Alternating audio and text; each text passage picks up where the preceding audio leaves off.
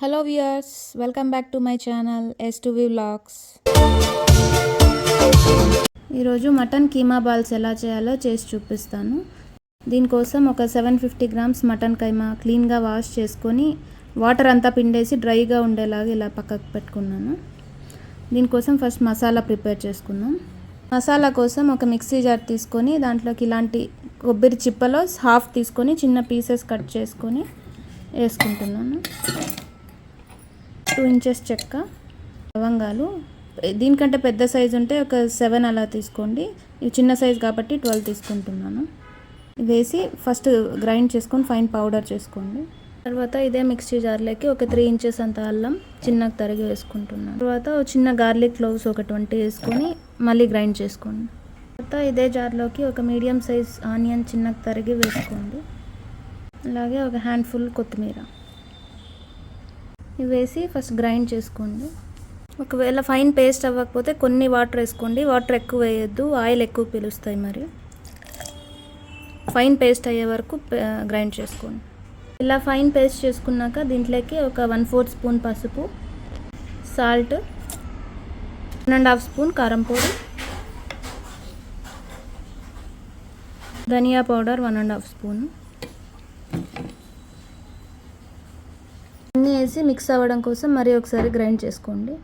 తర్వాత వాష్ చేసి పక్కన పెట్టుకునే కైమాలోకి మనం గ్రైండ్ చేసిన మసాలా అంతా వేసి బాగా మిక్స్ చేసుకోండి చేత్తో.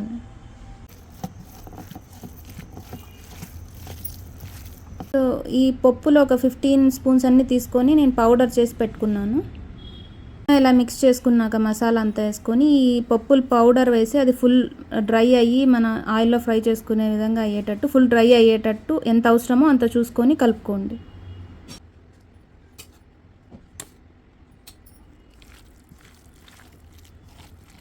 పప్పుల పౌడర్ వేసి ఇలా బాగా ఫుల్ డ్రైగా అయ్యే వరకు బాగా మిక్స్ చేసుకొని ఎంత రిక్వైర్డ్ క్వాంటిటీ ఎంత అవసరమో అంత మాత్రమే వేసుకోండి. సో ఇలా ఉంట చేస్తే ఇలా ఉండాలి, తడి ఉండకూడదు. మిక్స్ చేసి పక్కన పెట్టుకున్నది కొంచెం కొంచెం తీసుకొని జార్లోకి వేసుకొని జస్ట్ ఒక పల్స్ ఇచ్చి అంతా పక్కన పెట్టుకోండి.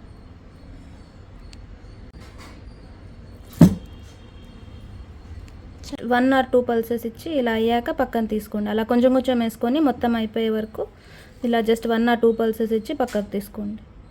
పక్కకు తీసుకున్నాక మళ్ళీ దీన్నంతా బాగా మిక్స్ చేసుకోండి. ఒకసారి బాగా మిక్స్ చేసుకున్నాక జస్ట్ చేతికి కొంచెం ఇట్లా ఆయిల్ పూసుకొని చిన్న చిన్న బాల్స్గా చేసుకొని ఒక ప్యాన్లోకి వేసుకోండి.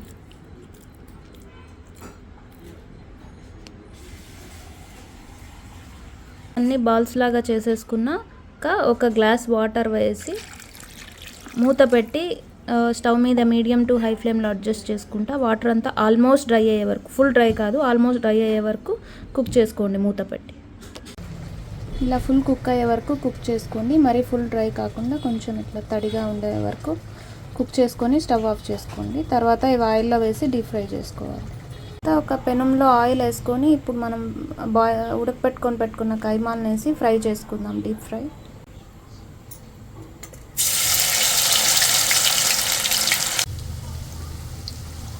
ఇలా బాగా ఫ్రై అయ్యాక పక్కన తీసి ఆయిల్ డ్రై అయ్యేలాగా టిష్యూ పేపర్ మీద వేసుకోండి. పైన క్రిస్పీగా లోపల సాఫ్ట్గా ఉండే మన మటన్ కీమా బాల్స్ రెడీ అయిపోయినాయి.